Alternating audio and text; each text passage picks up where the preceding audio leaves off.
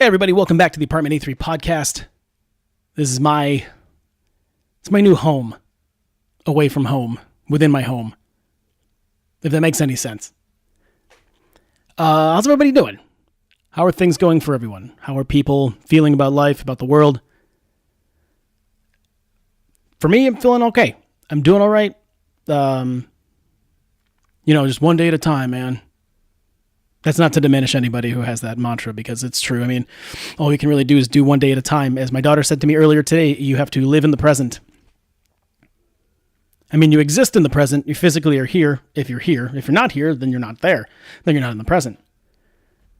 She watches a lot of Doctor Who, and it just sort of cycles back around in itself as far as I can understand. But anyway, great show today. Have a fantastic guest, my friend Nicole Bulger, fellow coworker at one of the myriad of restaurants that I work at. But Nicole's story is that she's just is shy as she is about an incredible musician. She has a fantastic project I've mentioned before on the podcast called Telepathy. You can find them on SoundCloud for streaming. I will put a link in the description and everything for that. But just a great conversation, just a lot of fun. And I had a fucking blast, and I hope you guys will too. So here's my conversation with my friend Nicole B.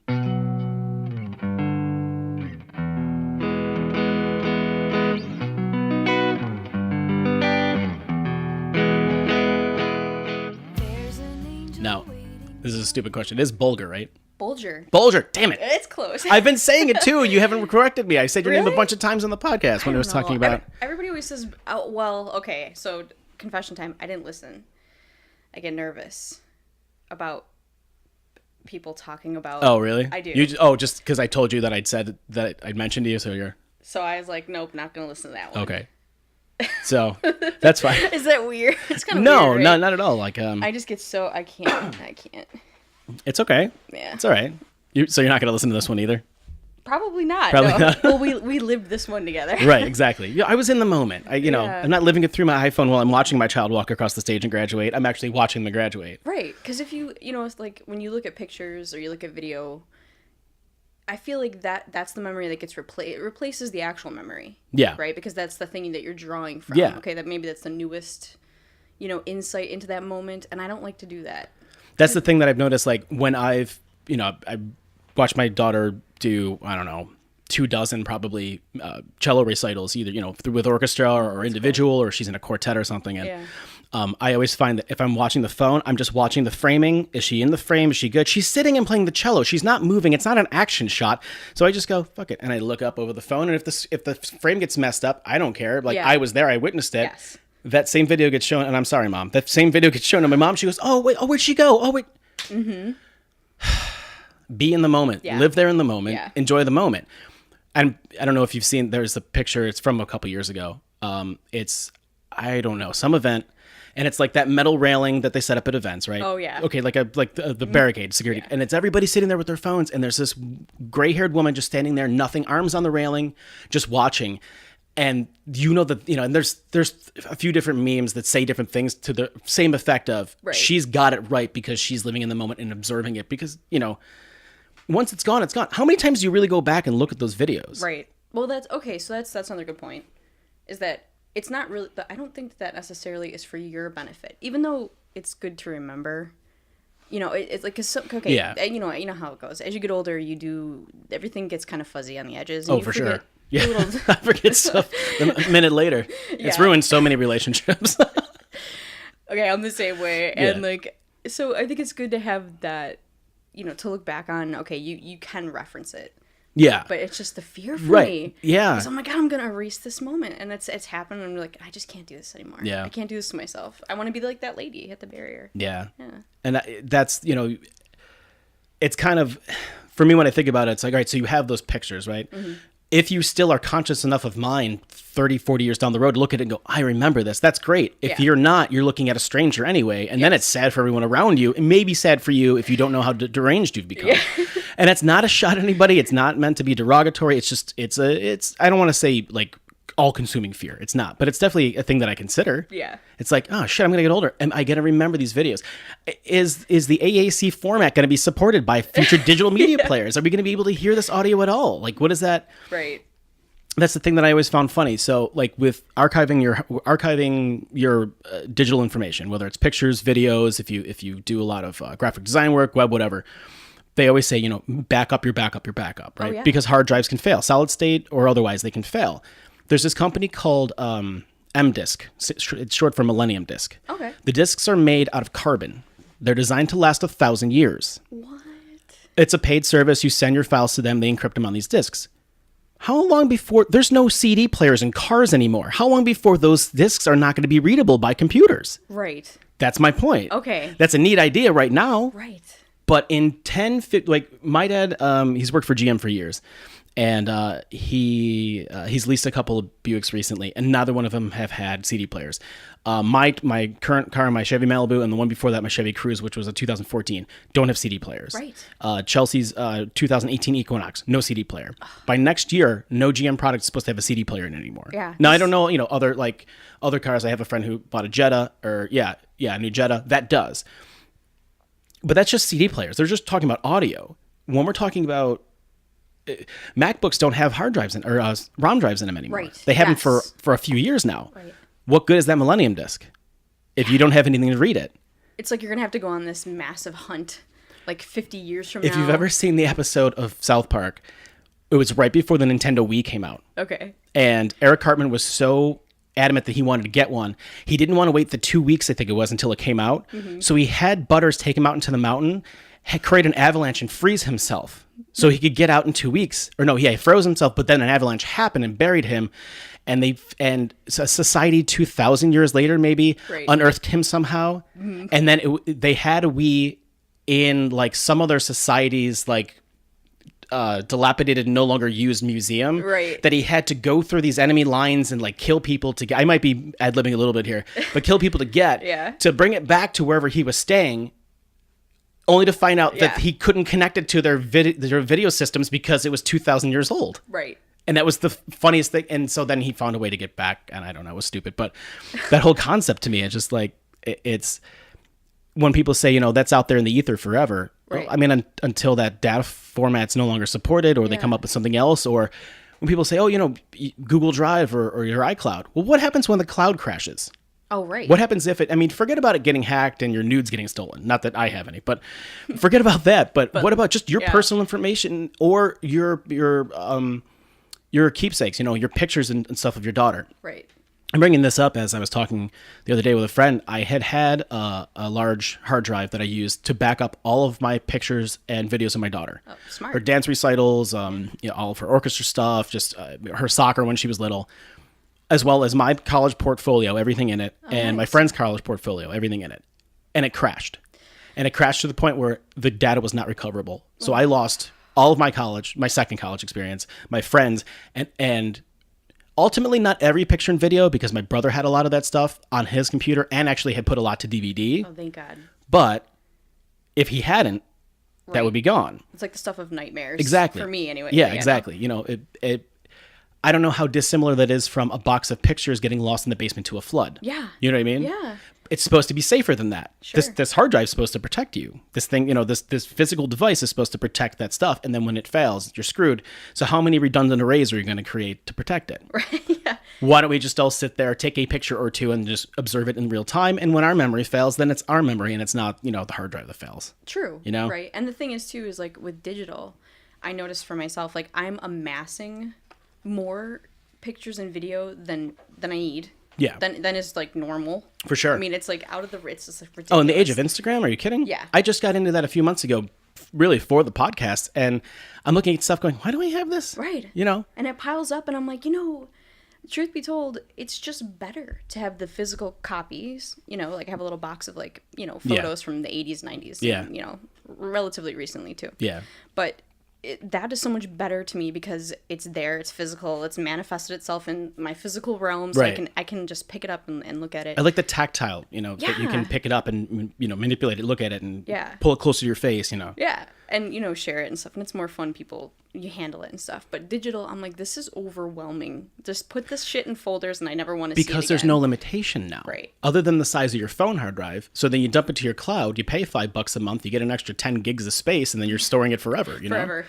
And again, like you said, never to probably be looked at. Or, right. Very whatever. Right. And in 1,000 years from now, what will society think about how we lived? Right.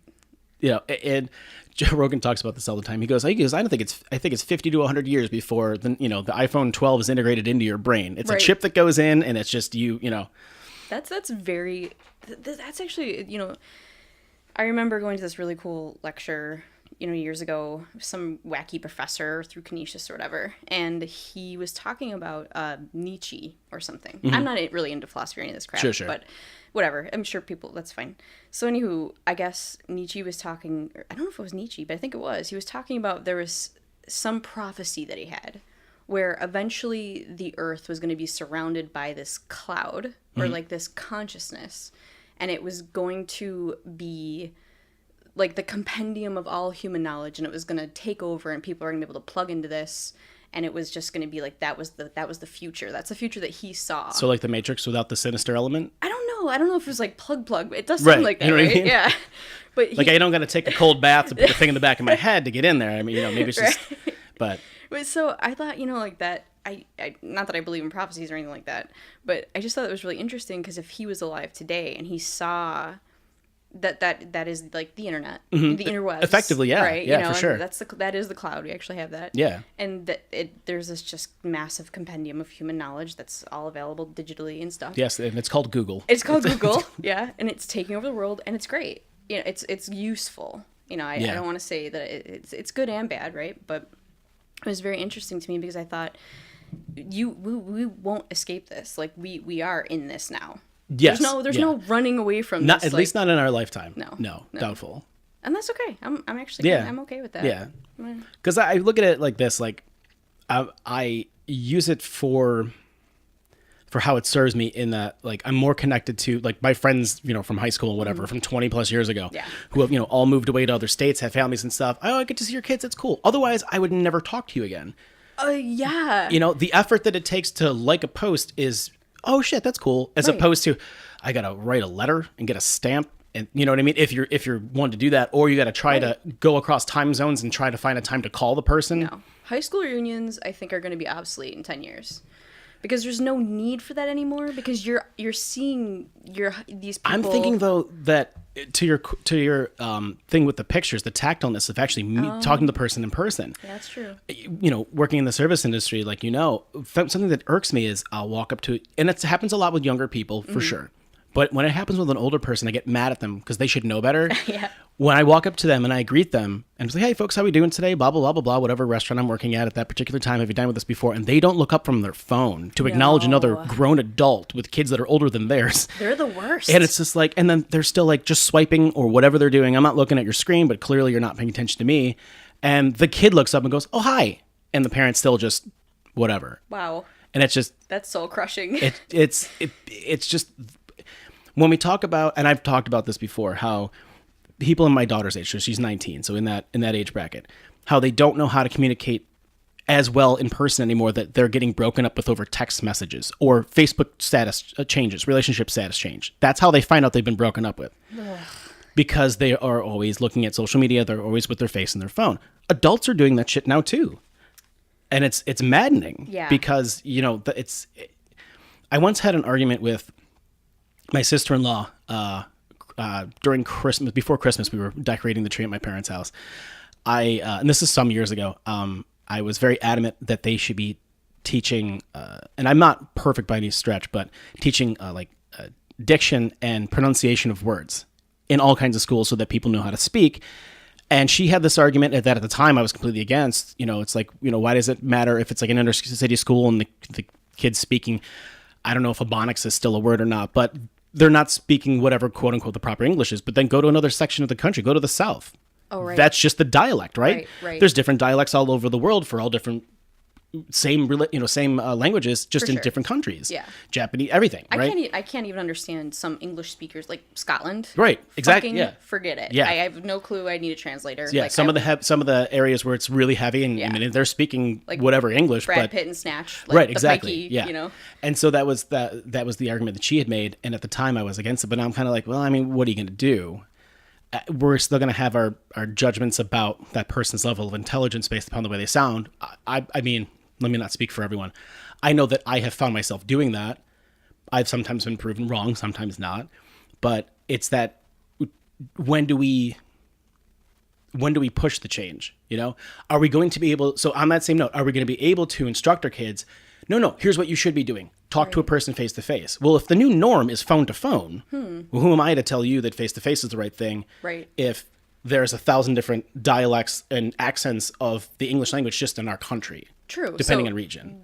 So do you think that makes people, and somehow it makes people better communicators? Because you know. I don't. Okay. I don't think it makes them better communicators. way? But I think what it does is it just sets the new standard to which the old people like us, like myself anyway. Yeah. No, me too. Sorry. Where it's just Totally like, true. You can't teach an old dog new tricks, where it's Yeah. like I begin to get aggravated with things where I used to be the person who's like, who cares? To now I'm the person who goes, what the fuck? Yeah. Time keeps moving, right? Right. Oh, I know. And there's always going to be new people. Yeah. And those new people are going to just be whatever's going on. Right. And we all have to adapt to that because whatever is going on is the current. But we won't, because since Right. There's Yeah. always been old people outrage. Sure. You know, as people get older, it's always that, oh, you get off my lawn, Yeah. you know, and it's like that has like literally there's been like Greek texts of old dudes and women probably bitching about the younger generation, how they're doing everything wrong. Right, and right. It's gonna be terrible and the world's gonna end because they don't know what they're doing. But Right. that's just So I guess that's the thing. Either we will adapt or we won't. we won't, And we probably and we'll won't. die, and Right. that's it. Yeah, and then that's it how just goes. continues, and that's the Right. whole thing. And that's So fine. I just, that is not to say that there aren't lessons from older generations that sure. we should listen to and learn. And if we take a minute and step away from whatever our reality is, Absolutely. if my reality is part-time on my phone, the rest of the time, face to face, Right. and generations after us are, almost always on the phone, Mm-hmm. and not on the phone like we were in high school and when we'd talk to our friends on the phone and fall asleep with it like on our ear because it was a phone, but like literally just images and videos and Reddit and whatever. Take a minute and step away from whatever your reality is to learn about what reality maybe used to be or what it is outside of your own. Right. Because there's so much shit out there. Yeah. There's an insurmountable amount of information out there that even Google doesn't have, and we'll never know it because we just live within our own little world. That is so intimidating. Like it. Oh, right. The massiveness of it alone, just within our own planet, to what we don't know is terrifying. Just Right. go a few miles outside the atmosphere, Right. and then we're in space. Forget Right. about it. Or the ocean or whatever. The limits of the human mind. Like even the things in my own life that I have been. So I'm 34, right? So even the things in my life that I have experienced consistently for 34 years, that maybe I could say I'm. You could call it expertise, right? Because thousands of hours experiencing whatever, Sure. or devoting to a hobby or whatever. Right. Even the things I would call myself somewhat of an expert at, that I've committed thousands of hours to, the lack of knowledge I have even about those things is hilarious. Oh, absolutely. I can't even. It's laughable how much I don't know. Right. Yeah. And, when yeah. you think about things really in depth, and there are people that have this crazy in-depth knowledge about these really niche things, something that you might even know about, like, well, we both play guitar, Right. or music or whatever. Sure. There's people that are insane with the amount of knowledge and technical skill they have. Oh, yeah. You are so far advanced to me, like technical, guitars. No, I'm self-taught, don't really know anything. Same. No, this is a whole... people aren't here to see what I'm seeing. This is a whole nother level. But stuff like that, that's the kind of thing that freaks me out, is like how much I don't know. And like how you were saying before, like 50 to 100, 1,000 years from now, they're going to look back on what we're doing and be like, ha, ha, ha. Yeah. Well, that's because they have the benefit of, all this time to realize, we look Right. back and we're like, how the fuck did they not know that? Well, how did they not know that's that? exactly that's exactly the message. And Right. again, I'll bring him up 1,000 times on my podcast, Joe Rogan, talking about in 50 years, we'll look back and go, what the fuck were they doing with Trump in the United States? Like, Right. seriously, what, like, were they out of their minds? Right. Like, were, the people, the SJWs on the left, social justice warriors on the left, who are doing, putting up the memes and videos and GIFs now of Trump versus Hitler, right? Right. They're going to do that again in another 50 years and go, did we not learn the lesson? What did we, what did we let happen on our watch? Hold on. Did you say GIFs? Or GIFs. Okay. I'm not, you know what? There's a whole... So... Should we get into this or no? No, just because Okay. I'm just going to briefly say this because I don't remember what it was. There was some, I don't know, it wasn't Vice, but it probably like BuzzFeed or something stupid. Sorry, BuzzFeed, I like you guys. That they had this computer expert of some kind on who, I don't know if he was like a designer or he was just a computer guy, but he put to bed how it's supposed to be said, and I don't remember what it was that he said it was supposed to be. He's just like, it's, everybody thinks it's this or this, but it's actually this, and here's why it's this. And I'm like, okay, cool. And I forgot it the next minute, and that was 2 years ago. So Wow. Yeah. I don't know. I flip-flop between the say two. GIFs, but okay. Do you? Yeah. I've been saying... That doesn't sound right. No, because people think of peanut butter.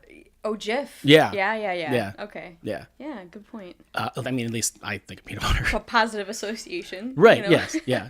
No, so I don't know if it's I don't know. I don't know. I'm not sure. I don't remember what the guy said it was. It was supposed to be the definitive answer, and Right. I don't remember it. It's funny that became like I know that became like somewhat of a cultural debate. Oh, sure. You know? Yeah, yeah. Love it. And not even, what's the Mandela effect? It's not even like Berenstain yeah. versus Berenstein. It's like, no, it's just a debate because no one ever heard the word said before. Because it wasn't said, it was just, this Right. was the abbreviation for the file type. Right. Yeah. I mean, I remember when I first saw those, I'm 1997, 98, when they first started doing that kind of thing. Do a barrel roll. Yeah. Remember that one? Yeah. Yeah. So I just saw the abbreviation. So my friends and I would just say either one. And yeah, when we were in high school and stupid, we would get mad at each other and punch each other in the arm really hard. No, it's this way. It's like, Yeah. It doesn't, I mean, maybe it matters, but it doesn't matter. But, It doesn't matter, but Yeah. that is like the essence of society. Yeah. Like it's just like because one person says, well, this is the way, Right. Another person says, but this is how I, you know what I mean? Like, and then these things just escalate. Yeah. Out of control. People, the whole like chimpanzee brain Yeah. just takes over and Yeah. it becomes just chaos. that primate and monkey brain of ours. murdering and over. It's like pecan versus pecan versus pecan versus pecan. Right. And there's like 5 or 6 different ways to say it. And again, that's a regional like dialect thing. And if it's not mine, you're wrong.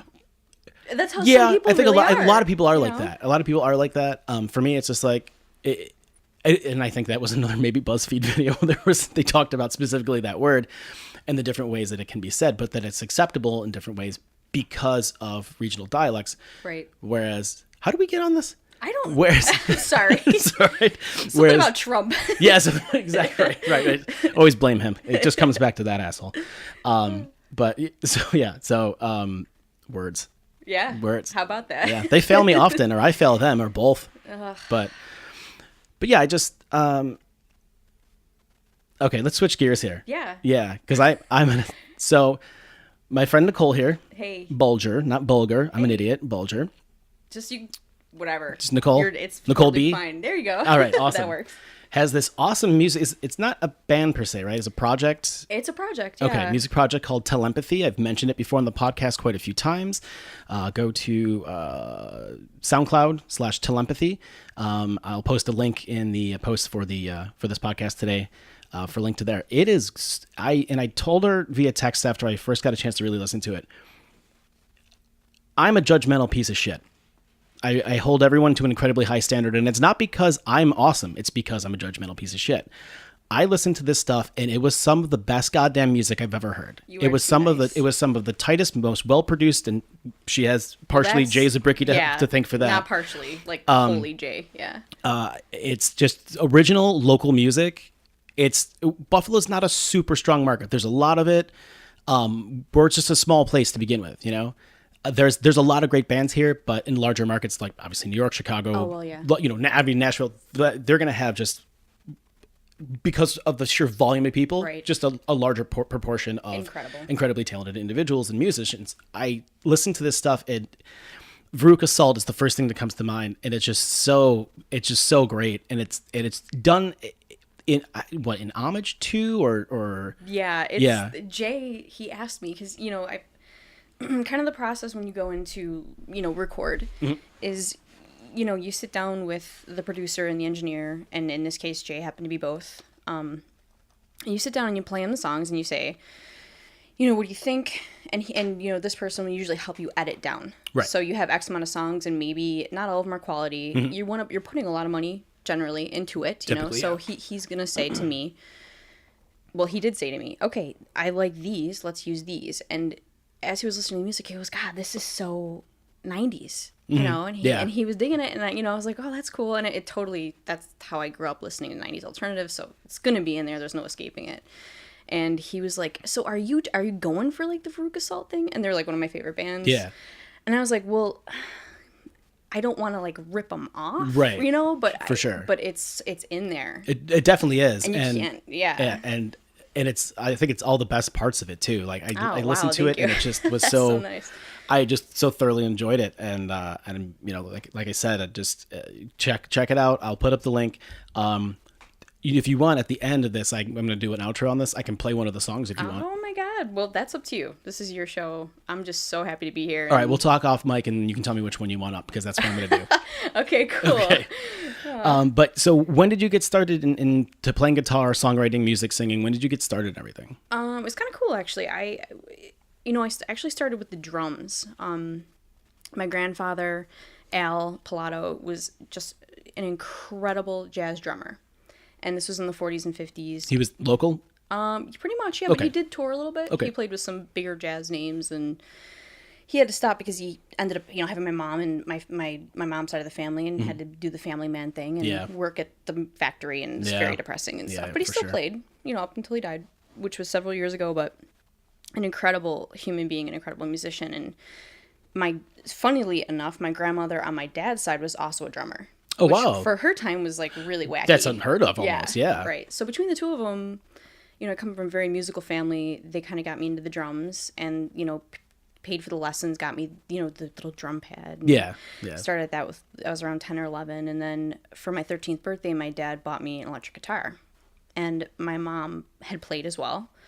And so everyone in my family had, each taken a turn showing me, well, here you press down. I didn't know you had to press down the strings, the whole thing. And so, around 13, 14, real angsty, like the height of the 90s. Right, for sure, yeah.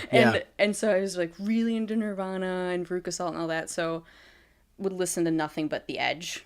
Right. Well, that was 103 was the only thing in the world at the time. Yeah. And so, and this was before, like, I didn't have a computer at that time. I mean, that wasn't in every house at that time. It wasn't, like and even if it was, and my parents had one for us early, the internet connection was. Oh, forget it. Does anybody remembers with Blue Moon BSB? I think it was. It was a bulletin board. It literally is like black screen, green text, and you're just messaging back and forth to people, calling them assholes. That was the inception of trolling. Really, there you go. Way back, you couldn't do pictures. There was no video. There was nothing. It was just people chatting back and forth about, hey, let's go to this show. Hey, you're a dick. That kind of stuff. That's amazing. I missed out on that one. Well, no, you know what, you didn't. You're better off. All right. There's so much anger now. You get your time to take it True. out. You can see people's faces. Yeah, that's true too. So I would just listen to the radio and play along as much as I could, and then somewhere in high school, I got like some effects pedals and just started experimenting with like sounds and things, and I was like, oh man, I really like these chord progressions, so let's start putting things together that sound good to me. And then the next thing I knew, is I was writing short songs. And I just started making tapes. What the fuck? Yeah.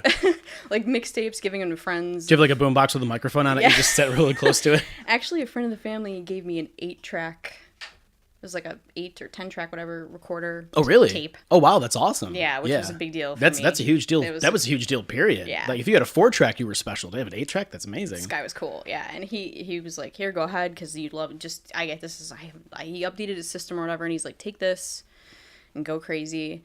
So that's really what it was. It was just, I want to say it was definitely to the point of obsessive. Like, go to school and blah, all day, get home, just ignore everybody, go upstairs to the room, my bedroom or wherever, shut the door, and then that was it for hours. Yeah. It was just noodling around on the guitar, like trying to find like weird vocal effect, just trying everything. Yeah. And then I just had like hours of music, and I was like, I would listen to some pieces and I'd be like, this is kind of hooky. Like, let me make this into something. And I was writing these songs, and then over 10 years, that's what the album became. Oh, wow. Was just like these really like distilled, condensed, snippets that I'd worked on forever. Yeah. Forever. And would you sometimes find yourself blending them into each other and go, this one, like, oh, this hook's really good. And then you come up with something new and go, oh, that would be great with this as like the bridge or whatever. Yes, Yeah. that's exactly my style. Yeah. And then it was always the music first, then the lyrics. It was never the other way around. Same for me. Yeah. Okay, because I've told people that, and they're like, "That's weird." Oh no, not weird at all. No? Okay. And I don't want to talk over you, but for me, what I do is I would hash out the music till it sort of made sense, and then I would know how many syllables I needed. Yeah. And go with a topic and go, can I make this fit? Yes. And that's how I'd write. And people think it's insane. But that's exactly how I would write. I would just the music first, because I want the catch. I want the hook, right? I want you to listen to the music. Yeah. People also think I'm crazy when I say that I don't listen to lyrics typically when I listen to songs. Okay. I listen to the voice as an instrument within it. Now, of course, if you're like Freddie Mercury, the most amazing, one of the most amazing voices in the world, he's so distinct as a singer, you start to learn the words. But for the most part, like with Every Time I Die, which is probably my favorite band besides Snapcase, you can't really understand most of what either of them are saying, but I know what it sounds like, so I will imitate that when I sing back, and that's fine with me because it's an instrument within the composition. And I find it amazing to talk to another musician who goes, "Oh yeah, no, music first, fuck it, words we'll make afterwards." Yeah. Like that's so awesome. Exactly what you said resonates with me so well. Like, it's even if you want to talk about the lyrics too, right, as an important part of the song, which right, in true. a lot of regards that yeah. Of course, it's the. Well, actually, there's something that's really interesting to me was that when I would sing these songs or whatever, because don't forget I've been doing these particular songs for so long, right? Mm-hmm. Yeah. Jay would say to me, "You got to put some emotion in there," because it would just be so rote. Yeah. You know what I mean? Like, it would just sound you have wooden. practiced it so many times that or whatever that you're walking through the motions. Right.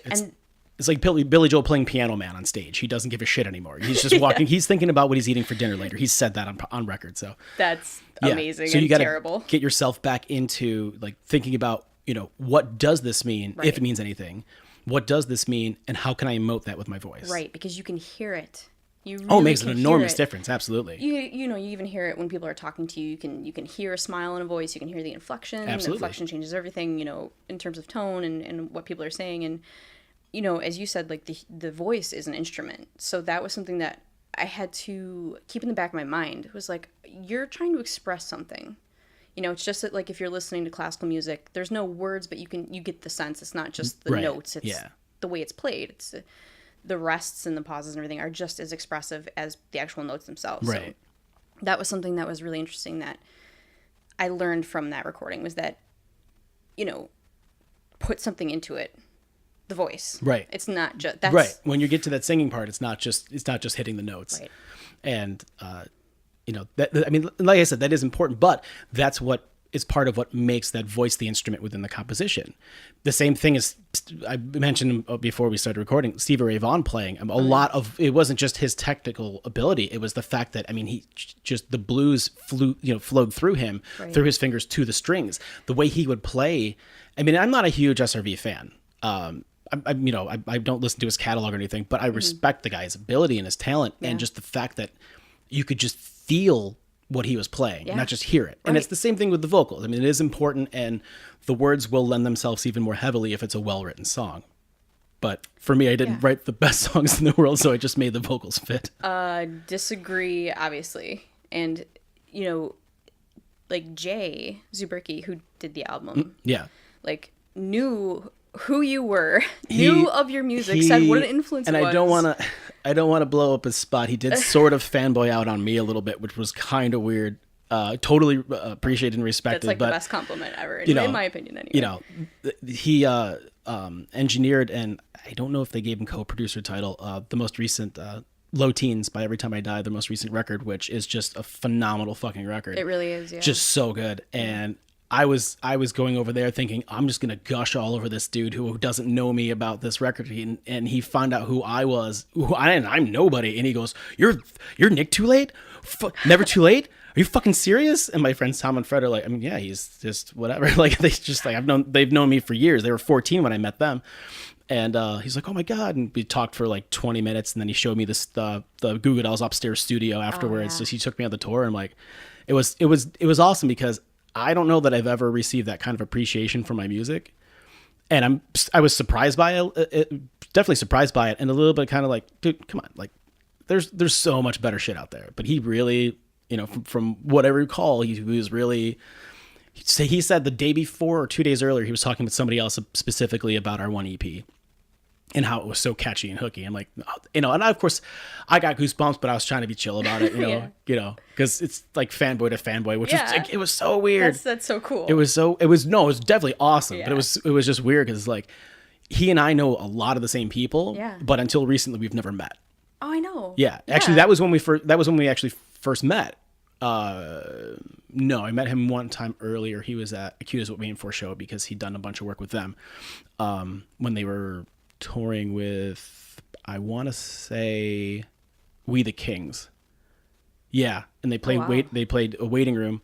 And funny story, Frankie Muniz is a big fan of theirs and was at the show. Oh my god. He was at the show at Waiting Room. That's random. Yeah, it was really random. That's cool. So I think that's the first time I actually met him. But yeah, I mean, but back to your stuff, just so great and just so awesome to see. And I would love, and I don't know how your feelings are on it, I would love to see you perform that live. Oh god. So that is where everything for me ends. I hate playing live. Yeah. I'm terrible at it. I choke so bad. Like, I just have the worst stage fright. And it's so much easier when you're in a studio. Oh, sure, yeah. Everything is controlled. Everything's definitely, yeah. Totally controlled. Absolutely. And if you flub, no problem. Yep. Stop the tape. Command Z. Yeah. Just start all over We'll again. do 100 more takes if we have to. You know, and you do, and I'm, you know, of course, when I would record it, you know, you bring your A game for sure. Definitely, You yeah. know, and- yeah, you come practiced, you know, Yeah. you bring all the new strings, Oh, you yeah. know what I mean? You show up, your guitar's set up, you know, you're ready to go. You know how Yeah. it is, yeah. And so then I have this control thing, I think, Mm-hmm. because when you're live, I mean, I just lose all control because I know I'm not in control. So it's like a spiraling effect. Right, you know? right. And like little things, just if one thing goes wrong, that's it. It's like it's a shit show is what it is. So I try not to play live because I don't want to kill the music, I guess. It's like My thought is that part of the issue might be because it's a project rather than an actual band. Totally. You to find players to play with you, then to practice with these people who maybe do know you or Right. you've never really played with before, haven't written with, to have to really practice it down. I mean, that's like Taylor Swift shit. You know what I mean? Well- Like, that's like I mean, I've played with some incredible musicians who are way more talented than I will ever be. I mean, I could play because again, it's not that, it's just simply that I've been doing, it's time on task is Yeah, what it is. for It's sure. just I've been doing something for so long over and over again. Right. That, you know, it's bordering on craziness. And that's how I got good at specific things where these people are just good. And I heard, I can't remember who it was. I was, again, just listening to Rogan's podcast. He was talking to somebody. I think they were a musician or they were maybe an actor. I can't remember which one it was. It was recently. And the thought that was that, you know, some people are just born talented. And like, no. Oh, no, you know what it was? It wasn't that. It was Ed Sheeran, and it was on Facebook, one of the Facebook videos. It was him talking to somebody. He was on some like dais of some kind. okay. And he was talking about it because, you know, people say that some people are just born talented. He goes, I want you to hear this. And he had a video on his phone. He didn't show the video, but he put the thing up to his mic. He goes, this is me at 15 Yeah. playing guitar and singing. And the Yeah. guitar's not bad. It's just acoustic. And then he comes in and he is all over the place and flat and squeaky. And people are cringing. And he goes, you have to work at it. Yeah. It doesn't just come naturally to anybody. That is the truest shit ever. I mean, it's thousands of hours. Thousands. That's not even a joke. No, like not at all. They say like to become, what is it? I don't know this exactly, but it's like to become a virtuoso at anything, you're looking at a minimum of 10,000 hours. Yes. Yeah. Something That's like years that. Yeah. of your life. Absolutely. Definitely. You know, when you factor in everything else going on in your life. Like, isn't that what the requirement is to be an airline pilot? something like that, right? Isn't it like Something $10,000 or hours? I think I would hope so. If you're Right. flying a giant jet with a bunch of people on it, it's something a lot. It's like a lot though to be an Yeah. actual like independent pilot where you're the guy, you're not the co-guy, Right. or girl, or sorry, whatever. That it requires thousands of hours, and I think obviously for that it's safety and Right. execution of the job, but Right. to be a great pilot or whatever, it's just thousands of hours doing it. Sure. Right now, I'm handing out pretzels. That would be my role on the airplane. There are people. Right, because peanuts are no longer allowed on Southwest flights. Right. There are people who are piloting spaceships. Yep. And, so I've played with people at all different levels. And, that's another thing is it's just very intimidating. And it's just hard for me. I'm the type of person who would rather be I'd rather be in the audience watching a show. Yeah. Than ever playing one. Like 100 100 times out of 100. So I won't be able to convince you. Well, no. I was trying to think about no. It's like maybe if maybe it was like $1 million, it's like enough to set me up for a while. I could stop working at restaurants for a minute and just do what I want. Nope, not even then. Not even then. Tried it. I really tried. I gave it a shot, but it's just not for me. Yeah. And there are, going back to like what you said about Buffalo, there are so many really good local musicians and bands to see here. Yeah. And so much good quality music that I've caught at even like shitty bars. Like I'm not gonna even name them, but some really shithole bars. Yeah. And I've been surprised. I remember I was at this open mic at this bar that if I say people are gonna be like, oh my god, oof. Yeah. It's not gonna. And it was an open mic, and I had brought my acoustic guitar. This was years and years and years and years ago, so over 10 years ago. Okay. And this guy comes to me and he's like, oh, you got a folk guitar there. And I was like, a folk guitar? What the fuck is that? Because, I always heard it, Right. acoustic, and I was super young. Right. And I was like, yeah. And he's like, do you mind? He's like, you mind if I play that? He's like, I just want to go up on the stage and play a couple songs. And I was like, well, sure. I mean, I knew he wasn't going to walk off with it, so sure, go ahead. Gets up on stage, and they say never judge a book by its cover. He just looks like some dude that would be in this bar, right? Yeah, he looked bar appropriate for the location. For this location. He gets up there and just rips on this guitar like holy shit. I mean, when you play electric, it's one thing to play blues or anything like that, blues, soul, funk. Yeah. On an acoustic guitar, it's another ball game. Yeah. Because it's harder to press down on the strings, harder to play, and the flow is different. This guy, he's just up there shredding. People were going crazy. Like, it seemed like there was only 3 people in the bar, and by the time he was done 2 or 3 songs later, the whole bar was full. I don't even know where these people came from, like from the streets or something. Wow. The place was going crazy. Yeah. And he's like, well, I just wanted to get up here and play a few songs for you. And, back in the 70s and 80s, he's like, I was in a band with a local guy. I don't know if you guys know who he is, Rick James. Oh, shit. He played bass and guitar with Rick James. Like, I guess, whenever they would tour or play out or whatever. I don't even know if he was a studio musician. Don't know his name. Don't remember. All I could think about was like, holy moly. Yeah. Like, that's what I'm talking. That's the kind of stuff that does happen in Buffalo. Where you're like, oh my God. And you forget, Goo Goo Dolls, Rick James, Every Time I Die. Like, there's Natalie Merchant. You think about there's so much more. Let's not forget Ani DeFranco. Well, just because she doesn't live here anymore. Ani. And just there's many more. Yeah. But the music that comes out of here. There's a lot of great music that comes out of here that makes it out for sure. I mean, I think it was a Kerrang or somebody might have also I might be making shit up. It might have been Ozzy. It might have been Zakk Wylde. It might have been either a publication or one of those people had said sometime within the last few years that Every Time I Die is the greatest touring metal band in the world right now. It. Within the last couple of years. Yeah. I feel like I'm not making that up, but my source might be wrong. I totally believe it. Every time I see those guys, they blow me away, and they're just homebred boys right from Buffalo. Yeah. And that's amazing. I think my comment earlier about maybe there not being as much of a pool of talent in Western New York is growing up in the 90s and in the late 90s and early 2000s when I was in the music scene, there was a huge punk and hardcore scene in Buffalo and Scotland. Huge. Like it was, for the time. Yeah.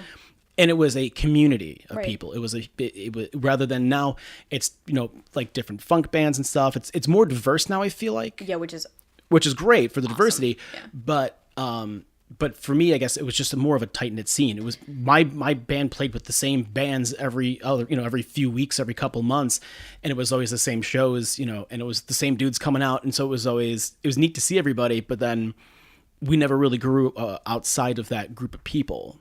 I forgot about that. You are 100% right, because I was in a few little like punk bands at that time too, as a drummer, and this was in like the late 90s. Yeah, and that's exactly really what we totally used to true. play with the Budgets. What's up, Chris Ring? What's up, Donnie Walker? The Budgets, the Piss Ants, from what's Fredonia? Oh yeah, Fredonia area. Sure.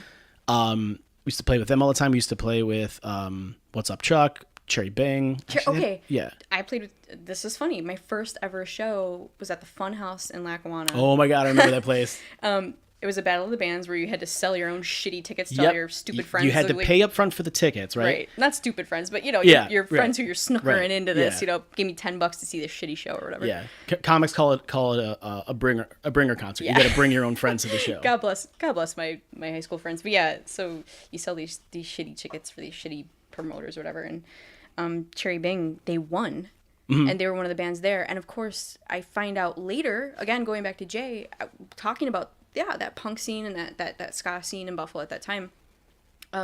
Passion Pit dude was in Cherry Bing. Yeah. And I was like, oh. Wasn't Shant from Cute the singer for Cherry Bing? Probably. I think he was. Somebody's going to school me on this, hopefully. Yeah, same. I think somebody told me that he was, because I didn't know Shant before Tom and Fred introduced me to him. When he came to Guitar Center and bought his first wireless microphone for me. That's the first time I met the kid. You are like in the scene. I was a long time ago, and you still are. It's been almost 20 years. 2002, I think, was the last time I recorded anything. Wow. It's been a long time. You're a veteran of the scene, like that. I know people who have way more clout than I ever did, but I can say that I know them. You know what I mean? There's different roles for everybody in the scene. Yeah. And it's amazing to see. There's been some names and some bands that were so big at the time, whatever era that was. Yeah, for sure. And then nothing happens, of course, Yeah, you finish high school, you go to college and go, I need to be an adult now, Right. There's just no time. That's what happened with us. Yeah. That's what happened with Never Too Late. My brother was a freshman in college. I had dropped out, actually failed out of community college after 3 years. Again, sorry, Mom. And I had my daughter, and and our other friends were in college and stuff. And my brother's just like, I don't have the time to do this right now. He was also like kind of carrying all the responsibility of the band, from promoting to getting shows and stuff. And he just kind of got tired of it.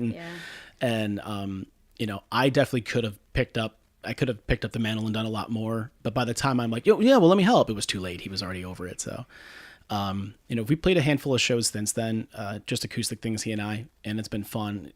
And even actually most of those were probably around 8-10 years ago. But to the thing they were talking about earlier about being nervous on stage. Oh, yeah. When we used to play, when we actually played out all the time, I was never nervous. Not once. Never nervous. What? Never.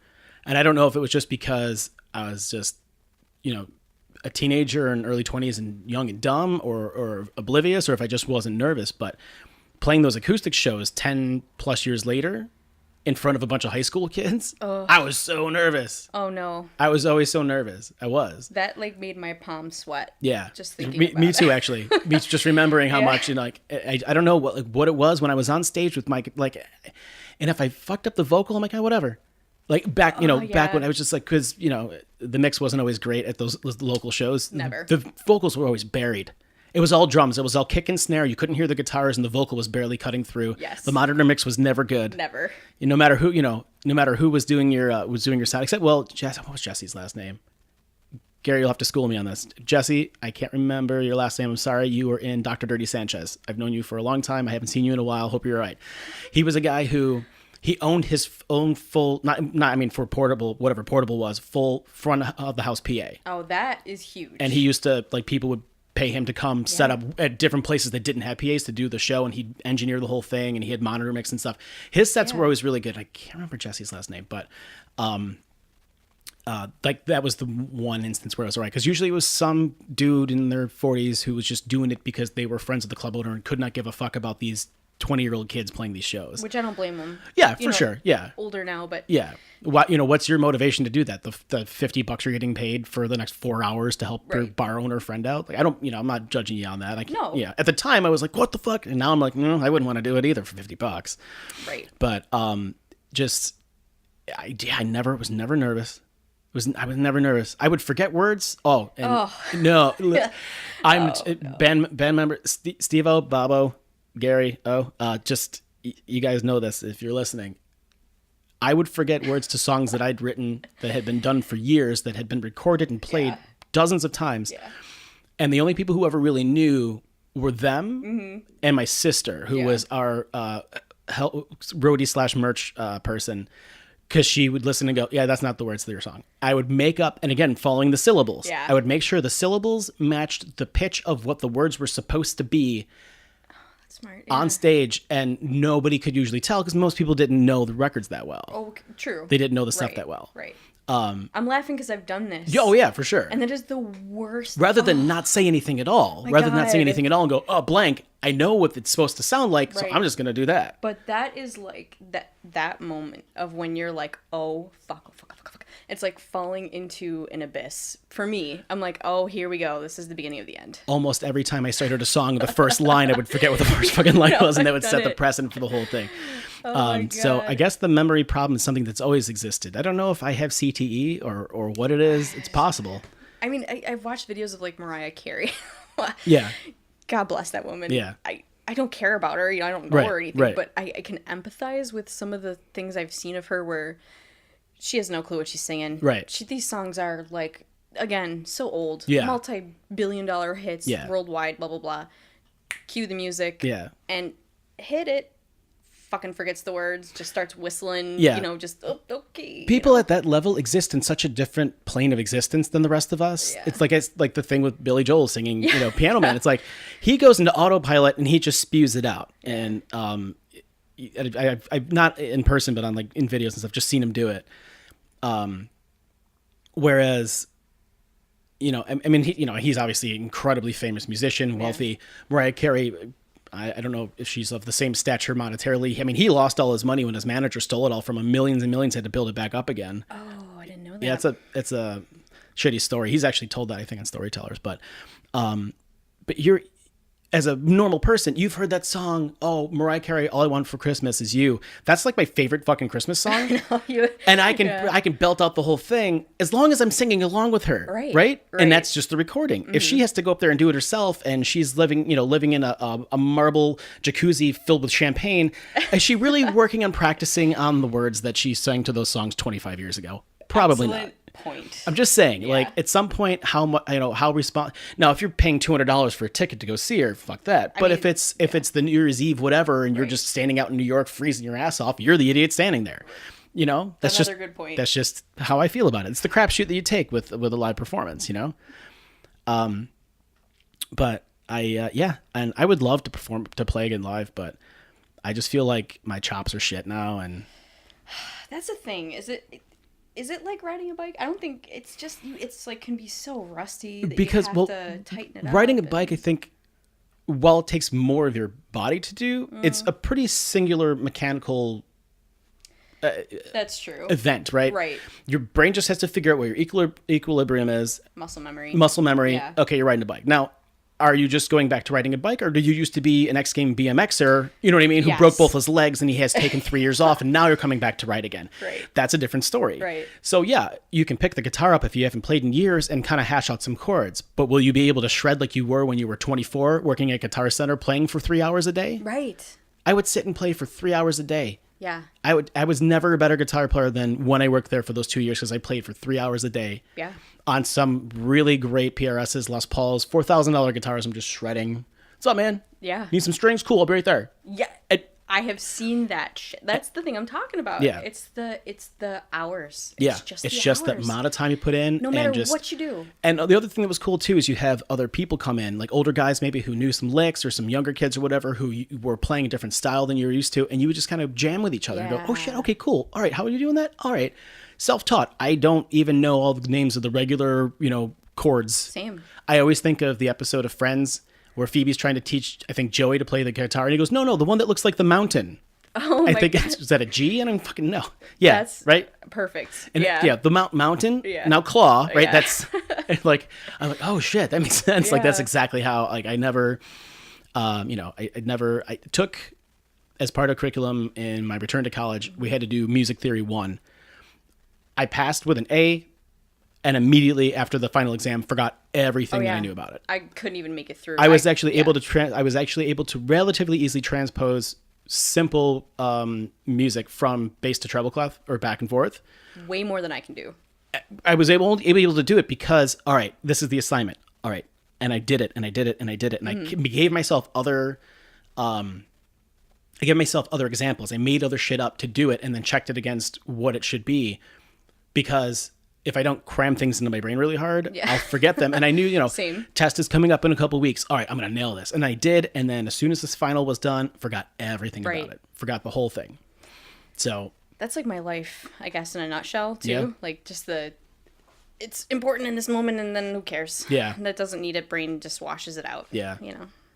It's, it reminds me of, you only have so much room in your brain, from like what they say. Like Joe Rogan talks about this a lot, and I'm gonna make another reference in a second that's really old. He says he thinks that he's heard, and he's never been able to confirm where he heard it from, that you only have room in your brain to know 100 people. Really? Yeah, and I don't know how true that is, but he said it more than a handful of times. What does that mean? So as you meet a new person, if there's somebody that maybe you haven't seen in a long time, they might go right out of your brain. Oh my Lord! This happens fairly regularly to me. Like, so my old reference is going to be the episode of Married with Children. Oh yeah. Where Al gets on that game show, and I think it's a sports history game show. And so he, in order to win, because he knows a lot of sports history, he's doing all these flashcards and stuff, I think, with his kids. And the one thing that gets pushed out of his head when he gets to full was the fact that he was the person to score the 4 touchdowns at the high school game, the blah, blah, blah, blah, blah. That was always his claim to fame. And that was the final question that would have won him all the money. And because it got pushed out, he fucking lost. That's hysterical. That's great. That's great writing. Yeah. That's how I feel. Yeah. Like when somebody goes, oh, so-and-so from high school, blah, blah, blah. I'm like, oh, they used to sit next to you, and I'm shaking my head. I'm like, I haven't seen any. Went to my 10-year. This past summer was would have been my 21-year reunion from graduating high school. There are very few people that I probably remember, and it's no offense to any of them. No. It's just, if you don't see them for 20 years and you're not Facebook friends with them because you were friends, some people have a better memory than I do, for sure. For me, it's just, it's so-and-so. Oh yeah, they fucking died. I'm like, who? Oh God. That's happened a couple times. I know, right? And I don't know, is it the nature? Because too, don't forget, in what our profession is. Yeah. Mine being slightly different from yours, but we cross paths along our profession for sure. You deal with people every single day. You have these interactions every single day, hundreds of people. Yeah. Okay. Plus all your coworkers, which in some places that's a lot of people. Yep, absolutely. When you factor everybody in. Is it, for you, your brain, it just doesn't. What is the point of storing all that? Right? Your brain would say, you don't need it. I think the thing, and this has been mentioned on other shows too, again, with Joe Rogan and some kind of... Sorry. No, don't be. I will apologize from time to time, but it's just what's going to happen, kids. When Dad does the podcast, he's talked to all kinds of different doctors about different stuff and mental capacity and stuff. And the thought is that it's not that you forget it, but that your ability to access it diminishes. Okay. Yeah. It's still there. Right. It's just your ability to access it diminishes. Yes. And there is a suggestion that if that in fact is the case, that doing controlled DMT or psilocybin mushroom trips can actually help unlock that access to certain things. It's not a guarantee, But sometimes for some people, they go, oh shit, I remember this thing now when I was 5, and they check it against what their parents or grandparents know. They're like, oh yeah, no, that totally happened. Oh my god. But then they have the memory, not just the, I've been told this story or I heard it once. Like it's floods back. Our pathways are always rewiring, I think. You know, they're always, you know, like a hard drive, like we were talking about earlier at the beginning of the podcast. There's only so much space on the hard drive. Right. And as you get new information on there, it stores it in different spots. Now, because of the way that it's designed, you can go, I want to click on this folder, get into the folder. Well, for us up here, we don't have the graphic user interface to click on the desktop where the folder is that says 8th grade, you know, birthday party. Right. But it's still there. Right. So how do you get access to it? I don't know. Do you need it? Right? I mean, are you the type of person that would consider something like, oh, I would try that to see if it's... I think that I would, kind of. I have to hesitate because my parents do listen, but I think that I would. Oh, I'm so sorry, No, it's Nick's right. parents. No, it's look. It's the idea is that from what what's been explained to me from people who have done it. Yeah, hypotheticals. Right. Just totally hypotheticals. But from people who have done it, they just say it just makes you kinder. Really? Yeah, it makes because you realize just like how like you are important, but how insignificant you are in the grand scheme of things. We're all just, you know, cogs in the machine. And I don't mean that in like the grander sort of Orwellian way, but just we're all just people here trying to make it, you know? And I think just it brings you down and gives you a sense of humility to where just what's the point of being angry or being mean all the time? We're all just people. That's what has been expressed by a good handful of people that I've spoken to, and a number of them who've, again, been on Joe Rogan's podcast, including himself. He just says, you know, he said that. He goes, when I've done it, I've been a kinder person. It's made me think more about other people and less about myself so much, which has helped to make me kinder. I can't imagine that being a bad thing. Right. I'm glad you're a dad. I think that's the kind of mentality that's important to pass on. That mindset. Yeah. You don't need it. The hard thing for me is that I am a really angry, judgmental person. You say you are, but you're really... You know, I really am. I listen to Mark Maron, and anybody who listens to his podcast or knows him and his comedy at all, like he's old curmudgeonly, and I fucking love him for it. And every time, I was just listening to one as I was coming back from dropping the baby off this morning at my parents'. I heard it in him again. I'm just like, we have so much more in common than I think we even realize. And every once in a while, I'll hear him in a very natural moment with a guest that he just happens to have a good rapport with, even if he doesn't know him. He was just talking to David Harbour, the guy on Stranger Things. Oh, yeah. He plays the sheriff. Oh, yeah. They've never met before. I think they maybe met at SAG or something, the SAG Awards. They've never really met. They never had a conversation. No, wait. They met at SAG, and then there was a thing, but then they got together. But they never had a conversation. Mm-hmm. And they seem like two old friends. They seem like, it's like those cosmic people where you meet them and just go, holy shit. Like, they had so much just chemistry, and like that old curmudgeon came out of him a little bit, just in the jokey way that he is with it. I'm just like, that's me. And I try. So based upon what I was saying there, I am that way, but I try really hard to express. I mean, obviously to Paige, who can understand what I'm saying. She's 19. My son, I will continue the trend, but you know, you never know what that person's going through.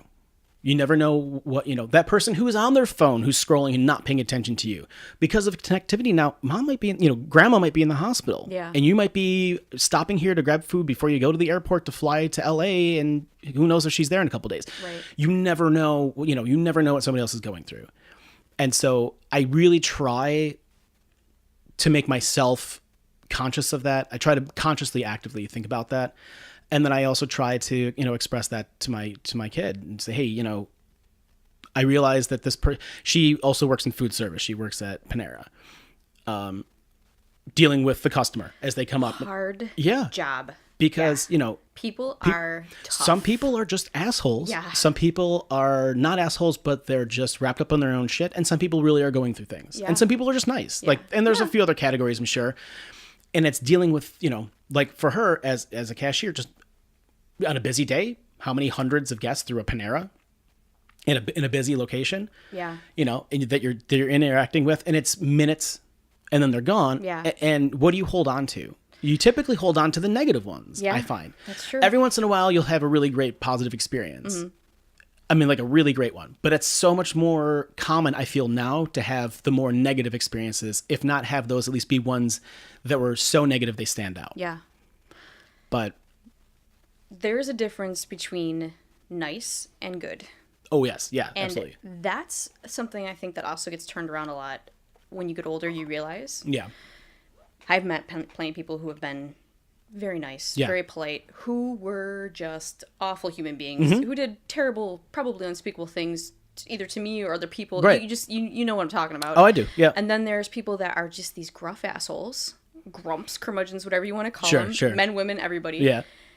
Good people. Right, Who yeah. do good things, who believe in good things, who maybe have somewhat lost the will to fight for Yeah. their causes or whatever. You know how you just get cynical as you get older and blah, Yeah. blah, blah.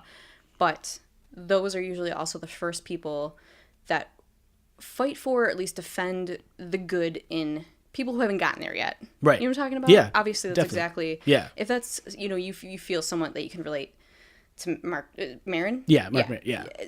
In his curmudgeonly ways. Yeah. But I know you Yeah. from work and everything, and I know that you defend the good. Well, You're- I also know from people who have Yeah. been on the podcast with him who are friends of his, when he says that, blah, blah, blah, he goes, yeah, but Mark, you do a lot of things for people, though. You are a very helpful, There you caring, go. thoughtful person. Right. And so I'm like, I guess I'm like that. I like being more the angry guy like you, but fine, Yeah. It's one of those, if I had the means to help anyone and everyone that I could, I would, but I don't even have the means to help myself right now with shits, So Gary V, I've talked about him on the podcast before. I mentioned to you, Gary Vaynerchuk. Super inspirational dude. I really love a lot of the shit that he says. And one of his big things is just sending out love. He will just tweet a heart. Just tweet a heart. Or he'll just tweet out, how's everybody doing? Just that, not a statement, not this grandiose thing. I mean, he does have those where he makes these grand statements, or he released a new product, or he's in a new business. But he'll just tweet a heart, or he'll just say, "How's everybody doing today?" Just asking, and he'll say things like, "The most important," I'm paraphrasing. The most important thing that you can put out into this world is kindness, because it can only be returned to you. And I'm like, that's fucking cool. That's awesome. If everybody listened to you and went, you know what, that's a good idea, Right. and decided to do that. But I think it's getting harder and harder. There's just so many people in the world. Oh boy. It's 7.5, 7.4, 7.5 billion people in the world. Yeah. And many of them living in conditions that Horrible. are deplorable. A lot of Yeah. them. Me, middle class white American kid in New York, in Buffalo, Person. yeah, middle aged just about if I lived to 80.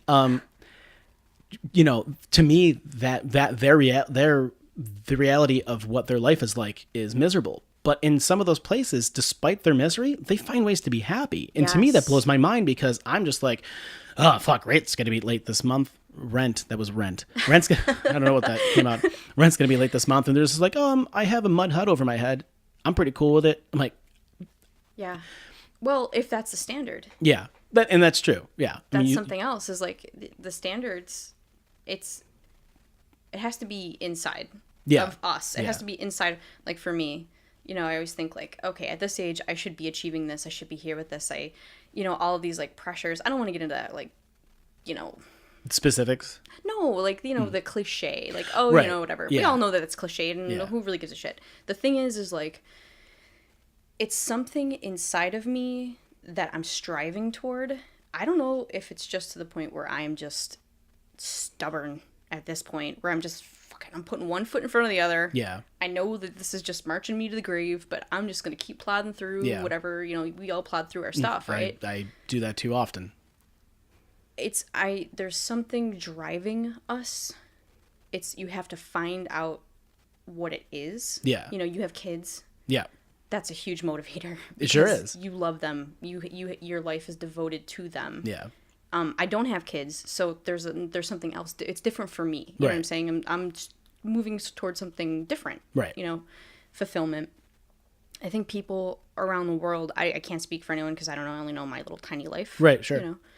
But there's a drive that, despite how bad things are, and I've seen this just in my personal life with people I know, People have gone through just horrendous, awful stuff, and living in horrendous conditions. Right. They keep pushing. That I need to know why. I need to channel that. It's an inspiration. Yeah, for sure. And I think we all love that. Even though I see people living, like you said, you see images, I guess, or yeah, hear stories, whatever, watch documentaries, and I want to get to where they are. Those people that can get through that stuff. I want to get to where they are spiritually, because I feel like a crybaby. Like, I do too. Like, I know I've talked with you about this at work before. It's just like I'll go down my list of, well, this sucks and this happened and now I have this to worry about and there's a thing that was never going to be a problem before, but now it is, and now I have, this other obstacle, and then I'm like, what the fuck are you crying for? Yeah. You might be slightly underemployed, but you work 2 jobs, you make money, you contribute to your kids' lives and stuff, you pay your taxes, I don't, but the thing is, and then so you said with people who are downtrodden pushing through to succeed just to continue to live. Then I've talked with you about Cameron Haynes, a good friend of Joe Rogan's, who, has set this level, and he got to this place later in life, I guess. And I didn't know this till his most recent, I think episode 1 or 1000, I think it's 1112.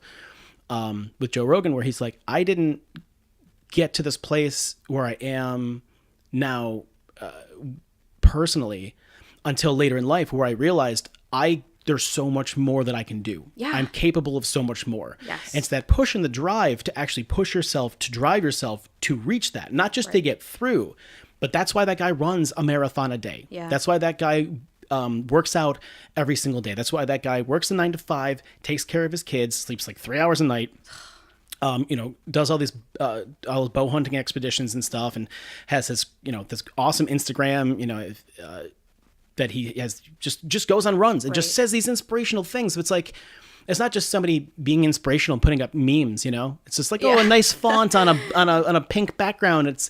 And nothing against people who do that. I have friends that do that. I love you guys too. But this guy's out there. He's just running a marathon.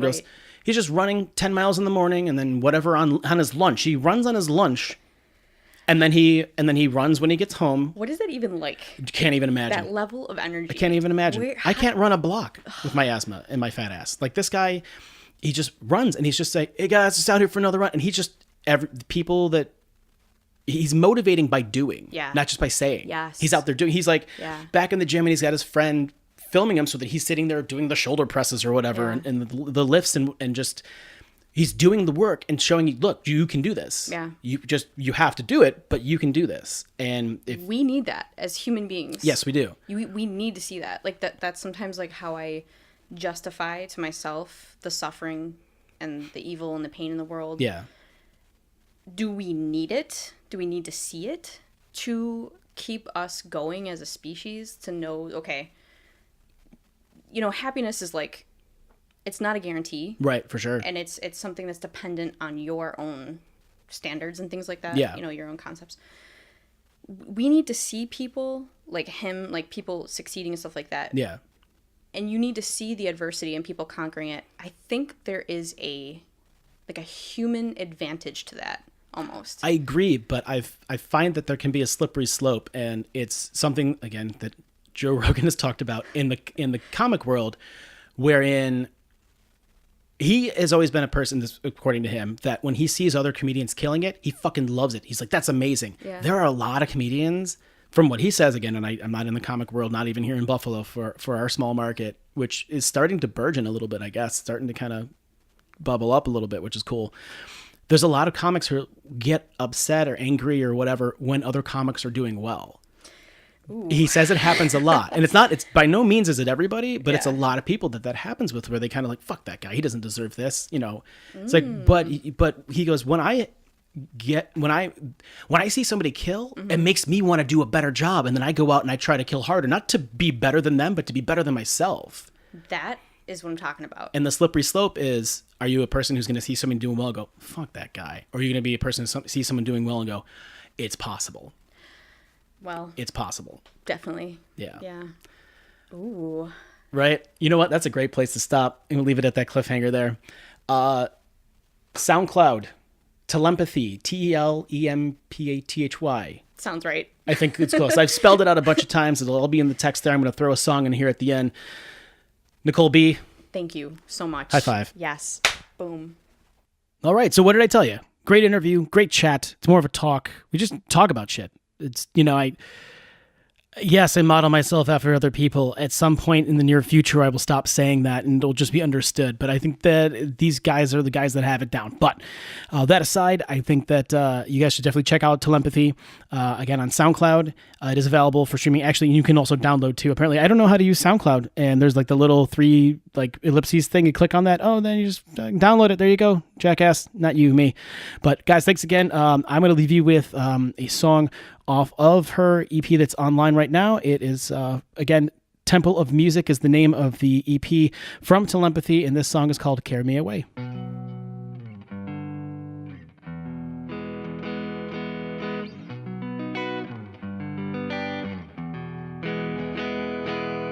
There's an angel waiting on the wind. His wings are too weak to carry him.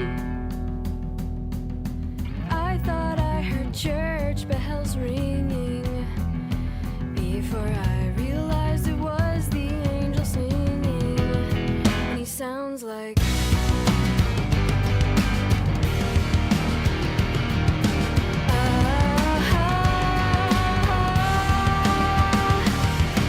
carry me away, carry me away, yeah. Memories, they all come rushing back. I'd forgotten I could feel like that. Time, I guess it makes us all change. I was once good, but now that's a lost stage. But I still sing.